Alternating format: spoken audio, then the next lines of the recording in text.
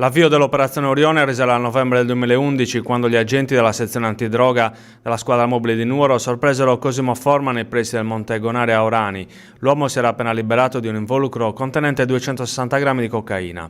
Da lì partirono le indagini che hanno portato a ricostruire una vasta rete di relazioni tra personaggi arrestati che, pur non agendo come una banda, si conoscevano e si scambiavano droga e soldi. Il traffico, lo spaccio di cocaina, hashish, marijuana, eroina si svolgeva tra Nuoro, Alghero, Olbia, Vodda, Onanì, Onifaio, Rottelli, Orgosolo, Sarule, Sassari, Oristano, Dorgali, Forlì, Cesena e Rimini.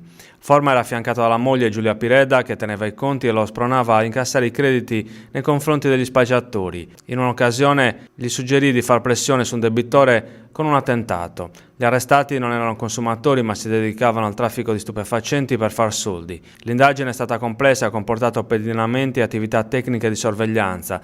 Ad Alghero Contini, per esempio, spacciava nella sua macelleria.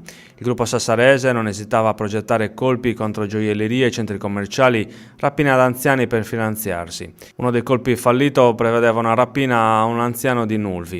In un'intercettazione risulta che un colpo è stato messo a segno a Gavoi prima del 2001 e fruttò 35 milioni di lire. Fatto mai denunciato. I fratelli Muscao invece trafficavano con l'Albania attraverso Amettai. 2 grossi carichi da 12 e 11 kg di marijuana vennero sequestrati a Olbia con l'arresto di Mario Pirò, 58 anni di Tertenia, e Carlo Falconi, 53 anni di Fonni. Brandone invece il 13 marzo del 2013 venne sorpreso a Nuoro dalla squadra mobile con 1 chilogrammo di marijuana e una pistola.